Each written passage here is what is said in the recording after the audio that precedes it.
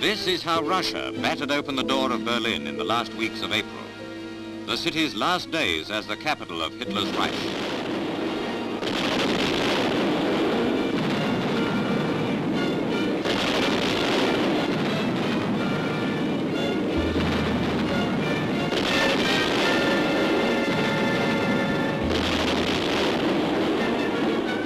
In the Unter den Linden, orders go up for German civilians. Dazed and beaten, they stand at underground entrances which housed many thousands during the bombardment. Landmarks of the beaten town, the Reichstag, the Brandenburg Gate.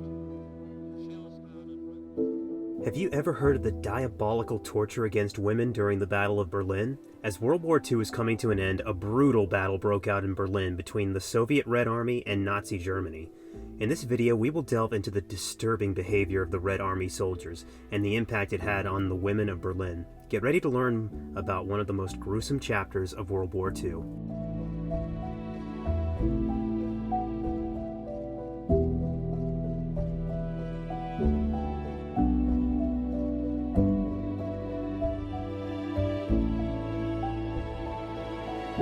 As World War II was concluding in Europe, a brutal battle erupted in Berlin. The Soviet Red Army advanced into Nazi Germany, while Hitler hid in his underground bunker amidst heavy bombings. Hitler ultimately took his own life. The battle was devastating, with the Red Army losing approximately 80,000 soldiers, and the Germans and civilians suffering heavy casualties. The Red Army emerged victorious and forced the Germans to surrender, but committed numerous crimes against the people of Berlin, particularly women. Despite iconic images of the Reichstag battle, the atrocities and violence committed overshadowed the victory. The Red Army's advance caused great suffering for the female population. On Hitler's 56th birthday, April 20th, 1945, Soviet artillery pounded Berlin until the city surrendered. The Soviet plan was to encircle the city, unleashing a massive amount of artillery during the battle.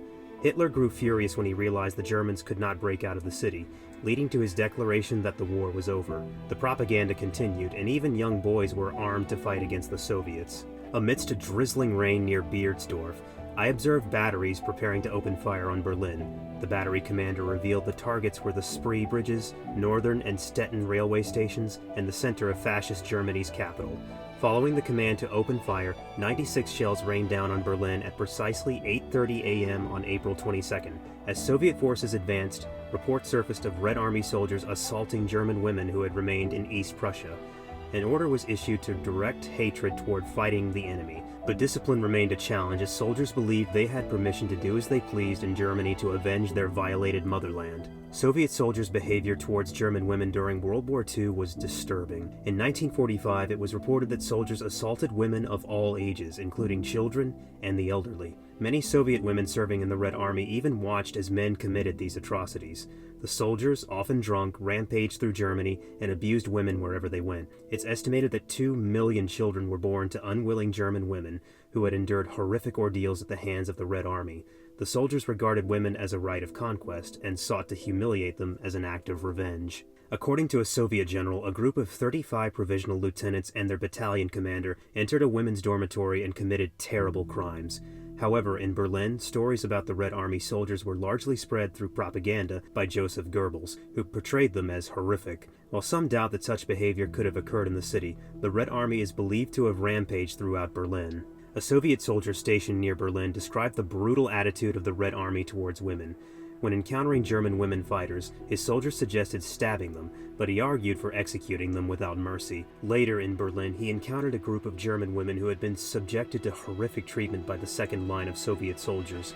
The first line of officers had warned them, but the women were still subjected to terrible ordeals. Nuns, young women, old women, pregnant women, and new mothers were all victims of the chaos and destruction in the city. Soviet soldiers discovered numerous air raid shelters and proceeded to shine their flashlights directly into the faces of many women. These women were forcibly removed from the shelters and selected to become victims. The soldiers treated the women of Berlin as spoils of war, using them as outlets for their anger and frustration. Several women attempted to win the favor of a Soviet soldier to protect themselves from other members of the Red Army. For instance, a 24-year-old actress named Magda Widlin was forcibly removed from a hiding spot and found by a soldier from Central Asia. In an effort to secure his protection from other Russians, she offered to be his girlfriend, but instead, he boasted to his comrades before they proceeded to collectively assault her. During the hunting hours in which Soviet soldiers searched for women, many females were forced to vanish. The safer hours, which were in the early morning when the soldiers were hungover and sleeping, resulted in some women surrendering themselves to protect their daughters. Even now, numerous women who reside in Berlin can vividly recall the screams and terror of those dreadful nights. Due to the artillery damage, the absence of windows allowed every sound to be heard. The hospitals in the city had to manage a large number of individuals affected by the Red Army. According to one physician, approximately 100,000 women in Berlin were subjected to sexual violence. However, 10,000 women passed away due to the trauma they experienced or committed suicide. Reports suggest that a minimum of 2 million women were sexually assaulted by Red Army soldiers in Germany. Those who attempted to protect women from Soviet attackers were ruthlessly shot and killed.